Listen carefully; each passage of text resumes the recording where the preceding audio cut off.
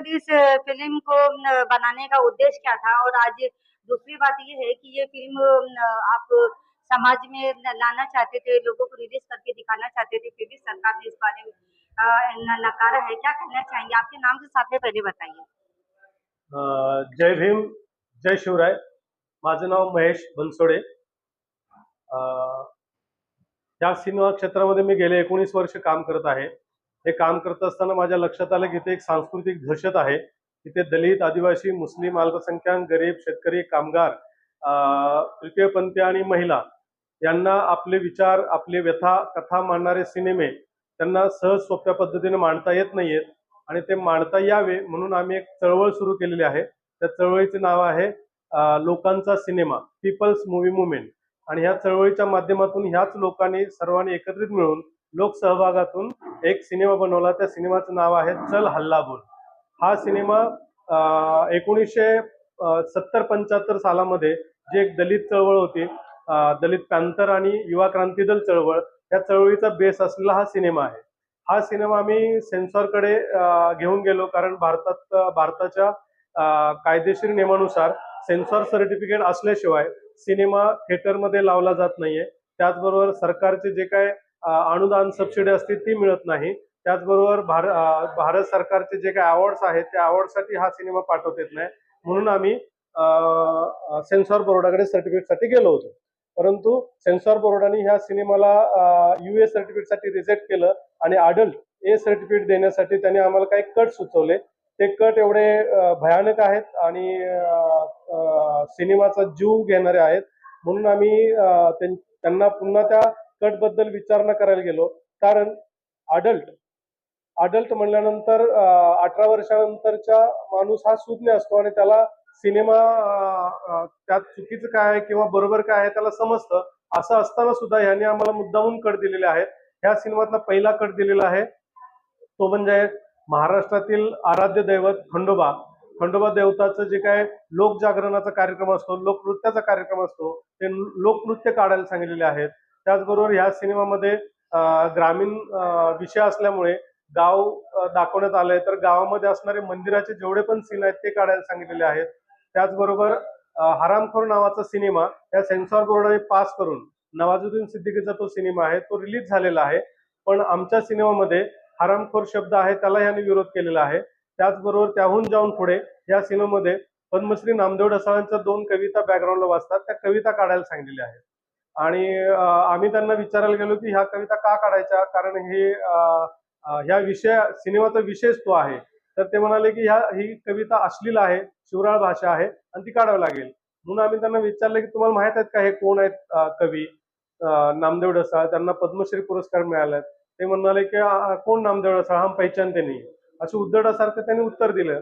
त्यामुळे आम्ही आता ती फिल्म रिवायझिंग कमिटीकडे दिलेली आहे. रिवायझिंग कमिटीला 6 महिने होऊन गेले, परंतु सेन्सॉर बोर्ड त्याला कसलंच उत्तर देत नाही. रिवायझिंग कमिटी लावलेली नाही आणि त्याचं परीक्षण केलं जात नाहीये. आज त्याच सिनेमाच्या संदर्भात सेन्सॉर बोर्ड हटाव लोकशाही बचाव म्हणून आम्ही एक परिषद आयोजित केली होती. भारतातून काही बंगालमधून, काही हरियाणातून, काही बिहारमधून निर्माते दिग्दर्शक आले होते ह्या परिषदेमध्ये आणि याच्यामध्ये ठराव झालेला आहे की ह्या देशाला सेन्सॉर बोर्डाची गरज आहे का. पुढे जाऊन आमचा हाच उद्देश आहे की सेन्सॉर बोर्ड जे आहे ते अन्यायकारक आहे. 1952 साली ह्याच्या ज्या काही गाईडलाईन केल्या होत्या त्यानंतर 1995 साली गाईडलाईन बदलण्यात आली आणि 2024 मध्ये पुन्हा त्याची चौकट अजून आवळलेली आहे. या गाईडलाईन मध्ये बहुजनांचे म्हणजे दलित, आदिवासी, मुस्लिम, अल्पसंख्याक, गरीब, शेतकरी, कामगार, तृतीयपंथी आणि महिला यांच्या कथाव्यथा सांगणारे विषय बसत नाहीयेत आणि हे ठराविक विशिष्ट वर्गाचेच विषय त्याच्यामध्ये बसवण्याचे काम ह्या कायद्याने आणि या गाईडलाईन केलेले आहेत. एकतर ह्या गाईडलाईन काढून टाकल्या पाहिजेत किंवा मग हे सेन्सॉर बोर्ड पूर्ण हटवलं पाहिजे. लोकांनी ठरवावं कुठला सिनेमा बघायचा कुठला नाही बघायचा. आणि ह्या सेन्सॉर बोर्डामुळे प्रॉब्लेम असा झालेला आहे की सिनेमा बनवण्यावर सेन्सॉर बोर्ड आहे ते आहे. आज यहाँ पर मुंबई पत्रकार संघ में एक फिल्म सर हल्ला बोल करके एक फिल्म रिलीज हुई है, जिसके आज यहाँ पे पर्दे पे लोगों को दिखाए जा रहे हैं, उसी बारे में हम सर से बात करेंगे। सर क्या कहना चाहेंगे इस फिल्म के बारे में? क्या मकसद है ये फिल्म बनाने का और लोगों को जिताने का? क्या दर्शाता है ये फिल्म से? नमस्कार, मैं रवि भिलानी, सेंसर बोर्ड विरोधी आंदोलन का एक कार्यकर्ता हूँ। हमारे लोकांचे दोस्त संगठन के एक सहकारी महेश बनसोडे जिन्होंने एक फिल्म बनाई है, चल हल्ला बोल, मराठी फिल्म है। इस मराठी फिल्म को सेंसर बोर्ड ने प्रदर्शन का सर्टिफिकेट देने से मना कर दिया है। ये मना करते हुए उन्होंने जो कारण दिए हैं और साथ ही साथ हमारे महाराष्ट्र के जो सबसे नामचीन कवि है रह चुके हैं नामदेव ढसाळ जी, जिनको भारत सरकार द्वारा पद्मश्री भी प्रदान किया गया है, महाकवि कहते हैं उन्हें हम। तो इनके बारे में सेंसर बोर्ड ने कहा कि कौन है ये नामदेव ढसाळ, इनकी कविता जो फिल्म में है उसे कट कर दो। तो ये तो हमारी संस्कृति, हमारी सभ्यता, हमारी अभिव्यक्ति का अपमान है।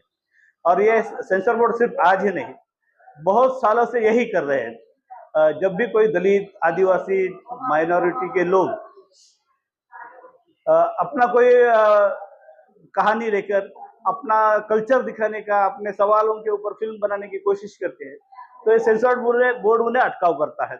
इसलिए हम लोगों ने मुहिम शुरू की है, सेंसर बोर्ड हटाओ, सेंसर बोर्ड को बर्खास्त करो, ये हमारी डिमांड है।